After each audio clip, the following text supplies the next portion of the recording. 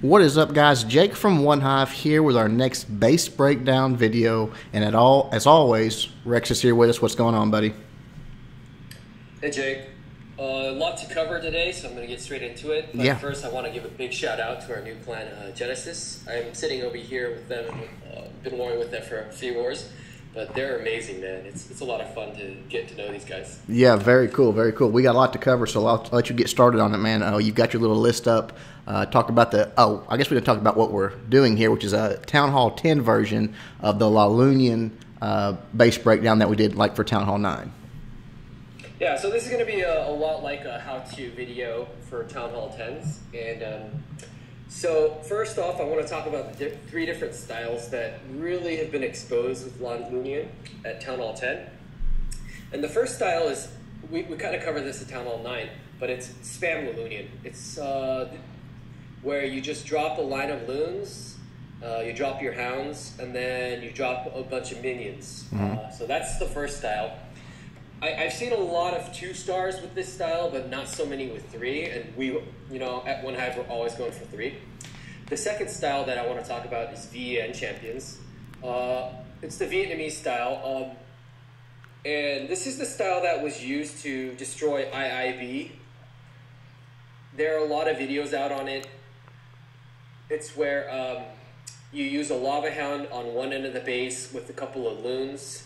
Then you use a golem on the other side to kill another AD and an AQ, and then you kind of use your last 2 lava hounds to travel across the base and hit the last, along with going over the Infernos. This style recently, I know the Vietnamese from VN Champion, they stopped using this style because it's not as effective compared to this last style, which is, I don't know who came up with it, so I can't give proper credit, but I learned from Clashing with Pred. Clash with Predator is the leader of Exodius, and he's just an amazing raider, and he has very advanced knowledge of the game. He often 3-stars the base, but I'm going to go ahead and try to break it down and make it easier for our guys and our viewers to understand it. Great, sounds good, man. All right, so this third style, you always come in with either 4 lava hounds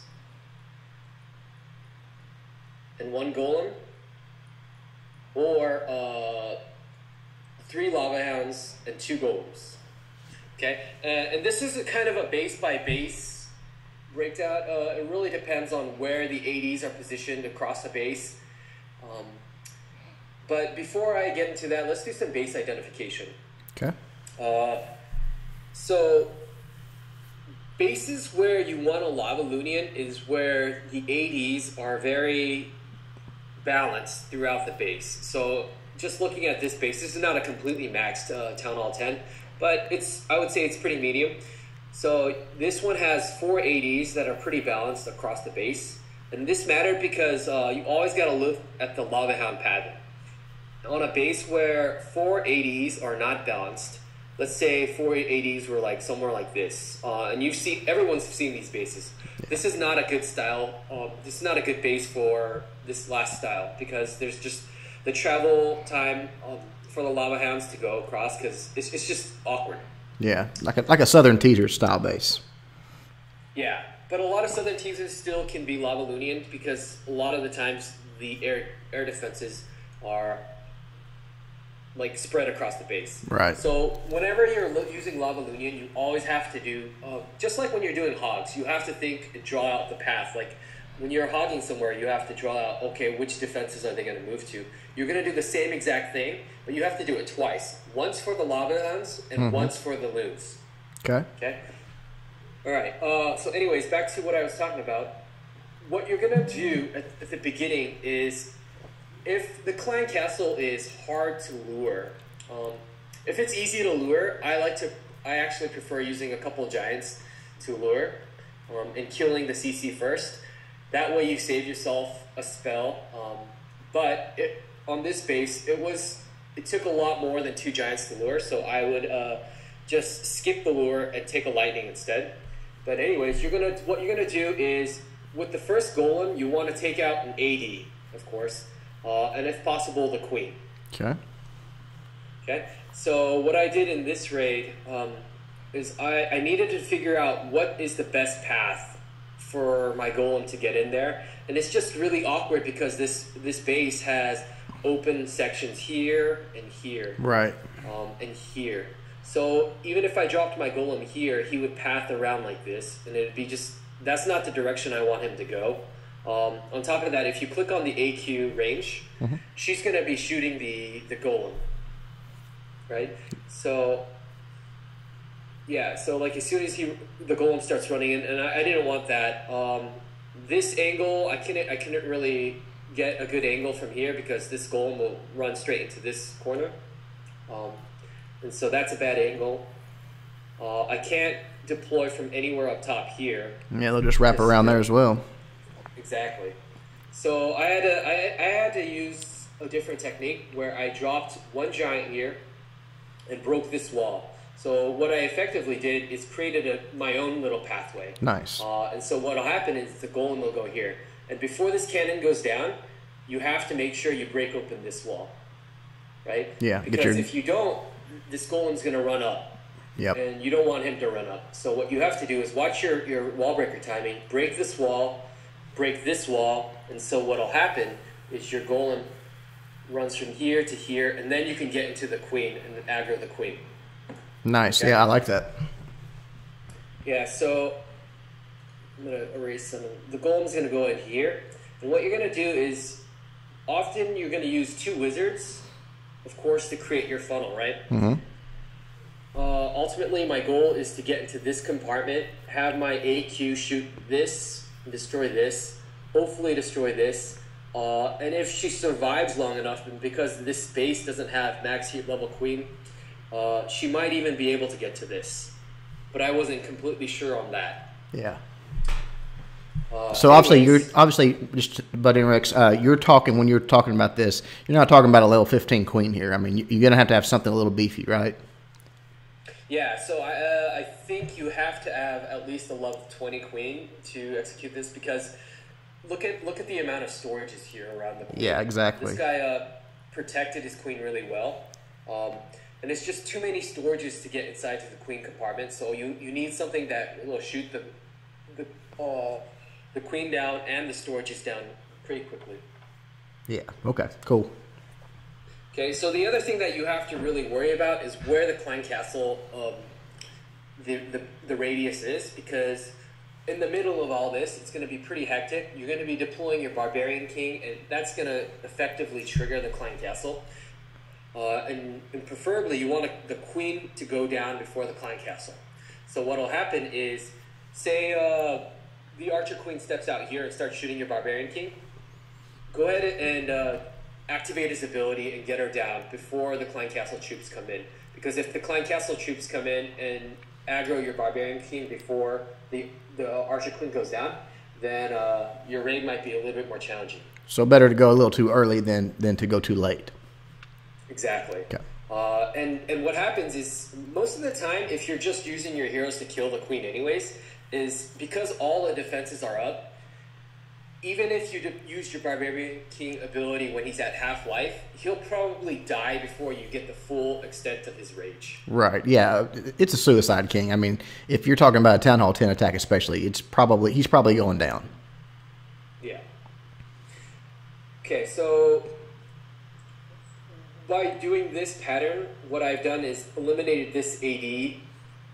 When we watched the replay, I got pretty lucky and got the Inferno Tower as well. But what's going to happen here is the queen's going to go down, and then the clan castle troops are going to come out. If the clan castle troops have a lot of archers, a witch, or a few whiz minions or whatever, you're going to want to bring the lightning, and that's what I did.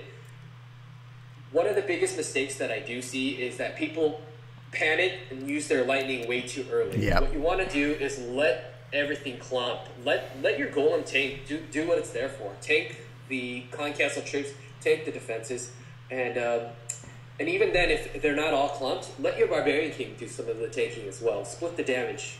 Yeah, yeah, I agree. I think people, they sort of see the first group, whether it be archers or whatever gets there first, they start shooting and they think, oh no, I got to send the lightning, and by the time the witch or the wizards get there, the lightning's over, and then you basically got to deal with them all over again. Exactly, especially if there's a witch and she just summons another set of skeletons. Mm-hmm. If your archer queen is wasting attacks and attacks on killing those skeletons, then you'll probably fail. Yeah. Yeah. Okay, so that kind of goes into our next step. I've used one spell, and that was one lightning for the clan castle kill. Of course, max lightning is going to be nice, but if you don't have max, I don't have max. Mine's still level 5. It's still sufficient. Okay. Okay, what's going to happen next is now you're going to do your hound deployment.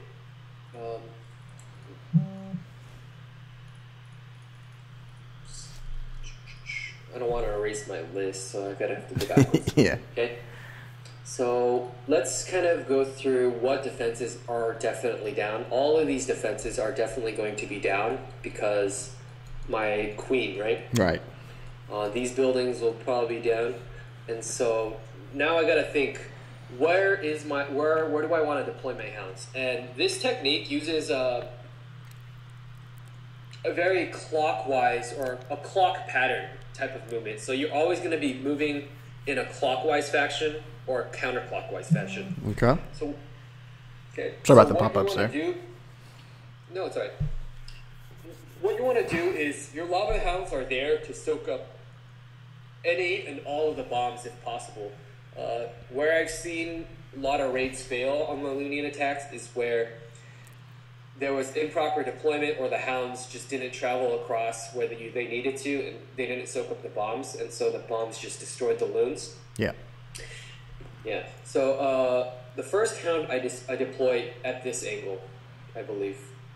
And what's going to happen is the hound's going to soak up all the defenses over here. This guy happened to have a Tesla here, so and I didn't know where the Teslas were, so I had to kind of backtrack. I put 2 balloons here, and you're going to drop 2 or 3 balloons on each defense. And so I had to backtrack and drop 2 balloons there. Yeah, I think it's a good point you're making, and people need to realize what you're saying here. Don't get hung up on the fact that you think the lava hounds are just there to tank the air defense missiles. They also have to soak up the air mines and the air bombs. If not, your balloons are going to take that, and your balloons are what's killing this base. So what Rex is saying here, and he's going to continue to show, every different angle you come in is sort of taking a slice of the base and saying, okay, any bombs, come at me, jumping on the grenade, basically. Exactly. I couldn't have phrased it better. So what happens is, so I know a lot of people will panic and drop 2 lava hounds. I've done it before. So just be calm and composed. The next lava hound's going to come in at this angle. You always want 2 hounds to go to the first AD that you're attacking. Okay. So the next lava hound's going to hit that from this angle. If I drop it over here, anywhere in this area, then this lava hound's going to go to this angle. So right. That's no good. You always want it at the first AD. So that second lava hound's going there, and as I drop that, you want to drop backup loons. So these 2 loons, there's a Tesla here, so it's these 2 loons. And then what's going to happen is you usually want to drop your first rage.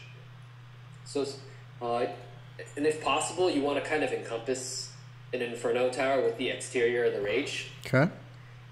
This guy was very nice to me, and his towers are so close together, I can drop a freeze and get them both. Yeah, I noticed that when I watched the replay. Both freezes are money, and take out the Inferno towers with the same freeze spell. So you being able to do that twice was huge.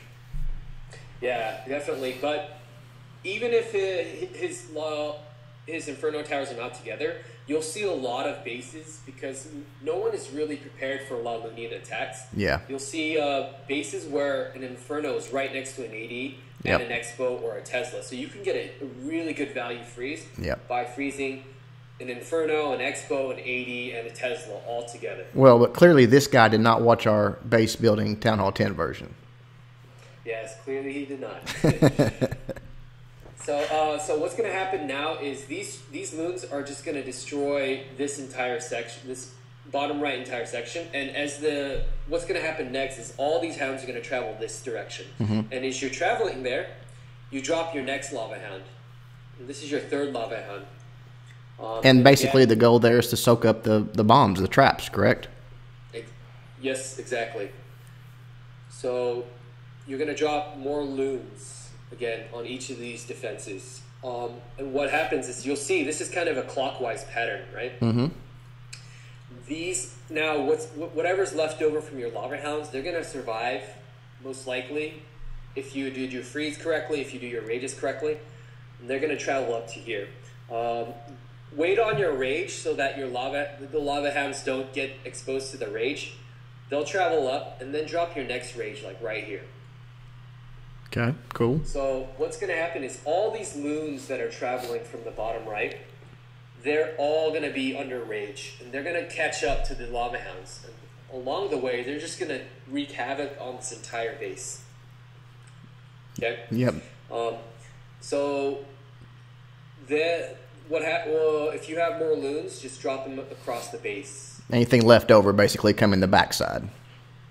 Yeah. And so I used to take minions, but in this type of rating, a sample kind of 4 lava hounds, sample army is 4 lava hounds, 1 golem, or 3, 2. And then you're going to take around 20 loons, somewhere around there. Okay. And obviously each base is going to differ. I had to take a giant for this raid so that I could break the compartment, and I had to take 4 wall breakers. Right. But generally you're going to either only take 2 or 3. Make sure you work on your wall breaker timing and just get that execution down. And then you always want to take 2 to 3 wizards to make sure you get that funnel right. That's a great point. I've seen so many people do, whether it be Lavaloonian attack and they're trying to use the golem or something like that, and they, for some reason, it's like they forget that you still have to funnel your troops. That it goes across any attack style. You've got to direct your troops. So I would say that 2 to 3 wizards is as important as anything. If you don't, your queen and king will just wrap around the base. They're going to go to those closest buildings. Yeah, you're completely right. There's so many mistakes that happen in the funnel, and if your king and your queen don't get the enemy archer queen, then your raid is pretty much ruined. Yeah. And that's actually going to be my next point. But before I get to that, so when you're creating your funnels, a lot of the times, some people will put a storage out here. So let's say this one was a gold storage, and these are just a regular elixir collector, right? Right. So when I drop my golem, drop 2 wizards on the storage. Yep. And then 1 delayed wizard on the collector, because the collector has a lot less HP than the storage. So you're going to need to give your wizard some time to destroy the storage before destroying the elixir. Well, and before you drop your heroes, because again, if you drop your heroes here and they take this out, this army camp out, and this is still up, 1 step this direction and you're in trouble, because now they're closer to this hut than they are this storage. You've got to. It's a timing thing. You've got to be careful on that. Yeah, it's something everyone needs to practice and you really get good at, and I think that's what separates the mediocre from the excellent. But let's go ahead and roll into the next point: Plan B and Plan C. Okay. I lost my list. Gotta clear all this stuff out. So let's say on accident you did not do your funnel right. Before I get into that, let's say something goes differently on my raid, and I take out the queen, and I take out this section for some reason instead of the top section, right? Right. So you always need a plan. What am I going to do here? What am I going to do here? And so the lava hound deployment is going to be a little bit different. You either can come out this angle, first hound there, second hound there, third hound is going to be coming at this with loons, of course. So always have a plan for whatever happens to the different air defenses. Right. Don't just panic and start spamming at that point. Exactly. So that's a plan B if you destroy this panel. But let's say you still destroyed this panel. You could still come at it from a different angle. You can come at your lava hound from this Right. Yeah. Sorry, I'm gonna switch. Go counterclockwise, basically. Yep. This lava hound should probably be deployed at this angle. Yeah. And then this lava hound from this angle. So you're still going to soak up all the bombs. And the rate is still going to progress the same way. But you're just going to come out from a different angle. Your freeze timing is going to be the same. Everything's going to be the same. Except your lava hounds are going to start traveling this way and then this way. Yeah, and just the act of thinking about it before you go in, if it happens, you'll be surprised how much it'll help you not panic. The fact that you think, okay, this could happen. My heroes could drift this direction, and maybe I'll get this air defense when I meant to get the top one. Just having it in your head, this could go wrong this way. You'll stay a lot calmer, and you have a lot better chance of success. Yeah. Okay, so let's go to plan C. Just everything goes to hell. Your hero goes this way, one hero goes this way. They both die without getting anything accomplished, and you have 3 lava hounds. You destroyed all this trash over here and all this trash over here. What do? Well, now the 3-star is no longer in sight. Yeah, I was about to say, you're turning this into a 2-star attack on the fly, basically. Yeah, so I would say your best bet is, because if this Archer Queen doesn't go down, you're going to want to use 2 lava hounds on this way and 1 lava hound on this. Mm-hmm. And then use loons just across all the defenses behind. And your goal here is to just get this 50%. Right. And the town hall. Yep. Yeah. So always have a third plan, a backup plan if everything goes to hell. What can you do next? And from my experience, even if you deploy in this manner, you can still get a pretty decent 2-star. Yeah, it's still a possibility, and it is hard when you've planned and you've thought and you've built an army to try to 3-star base to switch to a 2-star mentality on the fly. But like you said, thinking about it, what if I have to do that? What's the best way to do it before you go there and before things go to hell could really make the difference. Yeah, and in some wars, you really need those stars to really count. Oh yeah. Like this last war with Genesis, we had a little bit of slips from our top guys, so the stars really counted for this, and I really needed to get the 3-star or we would have lost the war.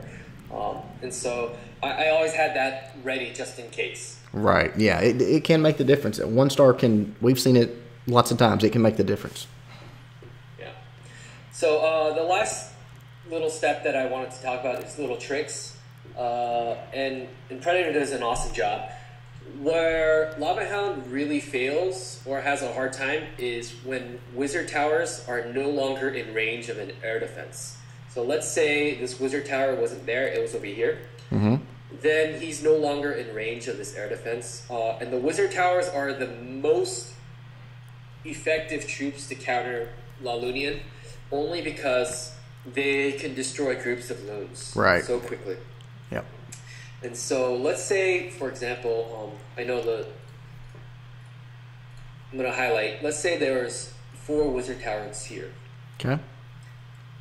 That makes them all away from the air defense. And so how would you plan for this kind of raid? Well, everything else is going to be the same. You're going to use your heroes to try to get this section cleared out. You're going to use your loons. The first loons are not going to matter, where you're deploying your lava hounds. Right? Right. So everything on the exterior is still going to be loon. What's going to happen is always on the very back end, there's going to be 1 Wizard Tower left. Yeah. And this is, I think, the last war recap with my video in it. This is where I made a mistake. Is you need to save 1 to 2 loons for the last Wizard Tower. Gotcha. And as your last loons are coming in for this Wizard Tower, you need to deploy 2 loons, preferably at different angles. That makes perfect sense. That makes perfect sense. Like what you're saying is all these loons have done their job. They've worked their way clockwise around the base, and maybe you've got 8 loons here at the end coming in, and they're all in one pile coming into this Wizard Tower. and it can just wreck them before they're so slow moving in before they get that bomb off, especially if you've got a max level wizard tower you're dealing with. And just having a distraction could save you 8, maybe 9 loons there coming in at the last. Yep, exactly. So these are the 2 sacrificial loons. What's going to happen if you have 2 loons, it's actually going to kill that wizard tower before either of those loons come out. And that's 2 extra loons that you have to clean up the rest of the base. Exactly, yeah. And then like you said, could save who knows how many loons coming in from the rest of the base. So that's a good point. Yeah. So that's pretty much what a lot of Clash with Predators videos are in a nutshell. I mean, you still have to check him out because him and Exodius just demolished Town Hall 10s that are all maxed heroes, maxed everything, loaded CCs. It's just very impressive. Well, it's like you said, this is condensing it down into one video, probably what's out there in dozens of videos. But what you have to realize is this is no different than any other attack style. You still have to learn the why. Why is this successful? Why does it work? What does it work against? What does it not work against? That way, when you come up with at a base, they're all going to be a little different. You can break it down for yourself. It's going to take practice. These are just the basics to get you started down the right path. Yeah, and I mean, Jake has seen me. He's seen me fail many, many times. I've probably practiced this laloonian strategy probably 30 times, and if you watch all of our war recap videos, there's a long string of videos where I'm not in because I'm practicing this every war and I'm just failing. Yeah, exactly. And when I did the interview with Boaz, we were talking about it, and it was like you can't, if you can't take that, if you're afraid to fail, there's never going to be innovation. You're never going to develop these type new cutting edge attacks because it takes failure, it takes practice, and it takes repetition of this went wrong. I got to tweak this. I got to do this a little different, and that's what Rex has been doing for a long time. Yeah, and there's I don't want to call out any members, so I'm not going to say his name, but there was a few members, but one member in particular that was telling me, man, you really suck at laloonian attacks. You should just stop. But I didn't let it get to me. I just continued it going. Man, that's a good teammate. You suck. You should give up. Yeah. Well, I don't think you suck at it. He phrased it very nicely, like as politically correct as he could. Like, man, those that laloonian talent is very challenging attack, isn't it? Dude, it was so funny that you say that because there was back when I was learning, I can't remember if it was Holo Wee Wee or Go Ho Wee Wee. A guy sent me a similar message. It was like, hey, maybe try this strat out. And I was like, thanks, dude. Yeah, so it's pretty much telling me you're no good. Try a different army comp. You just don't understand it. But you know what? I think I prevailed. All right. Well, this one's dedicated to that member. Are you ready to watch the replay, buddy? Yeah. All right. Let's get into it and see how Rex did it. All right. Right here, this is beautiful. The way he did that with the giant, like he said, he had to allow his golem to be directed, and the whole style of the outside of this base is made to veer golems away from where you want them to go. So beautiful idea, perfect execution. The splash damage was all directed towards the golem. The X-bow was locked on, so those wall breakers went right in, and right there the king's already on the queen. Couple swipes, she's down. Perfect. Clan Castle's coming out. You see here a lot of archers. He's being patient. He's holding that lightning. A few of the wizards stray up towards the golem. So that's going to be a few things he's got to address there, but he got the bulk of those archers with that, and the air defense went down. Now you'll see this angle he takes on the first Lava Hound and the second, soaking up any potential bombs there right there. That second Lava Hound took out 2 air traps. Just dropping the balloons behind him. Nice rage there to get him going. The air defense is about to go down, and here he comes with the other side. The last 2 Lava Hounds, again, taking those angles right there, soaking up air mines. Boom, boom. That's what you want. You want those Lava Hounds taking all that damage so your balloons are basically untouched. You see how many balloons he has bunched up right here. That one Inferno Tower is locked on him, but they catch that rage, go right in, and one drop of the bomb, there's plenty of them there. It's dead. Last couple air defenses coming out here. He doesn't have any balloons left, but he doesn't need them. He's got it swarmed at this point. You'll see all of his lava hounds are dead. Those pups are, actually, all except for one, those pups are helping with cleanup. His queen's still up doing the cleanup. And right here, they're going to the last defense. That lava hound's almost dead. If it would just target it, it would probably kill it right there. Boom. And more pups for the cleanup. Last few defenses go down, and this is a wrap. Just a beautiful, beautiful attack on that base. I think, honestly, one of the most impressive things about it, Rex, was the way you set that up for the golem to go where you wanted it to when the base was designed to send it a different direction. Yeah, it took me a little bit of thinking. I had to scout for quite a bit, but it was a lot of fun once I got that execution down. Yeah, man, that was awesome. I loved it. All right, well, I hope this wasn't too long, and I hope you guys learned something from this. This is the way the game's going, guys. You've got to either get on board or you're going to get left behind. Town Hall 10's Lavaloonian attacks. It's where everything's happening. It's where the 3 stars are happening, and obviously that's what we're going to be chasing. Yeah, and we were completely satisfied with Town Hall 10's getting 2 stars at one hive, and I admit that that's what we were satisfied with. But now the game's changing. We're going to go for 3 stars all the way across from Town Hall 9s to Town Hall 10s. Yeah, hopefully we'll bring you guys some perfect war recaps. That would be awesome. All right, guys. Hope you enjoyed it. Rex, thanks a bunch for helping us out with this, man. I could not have even remotely done a video like this without you. I know nothing about this stuff. You're the man. Yeah, thanks for having me, Nick, and we will see you next time. All right. Till then, Jake and Rex from One Hive doing our best to help you guys suck less.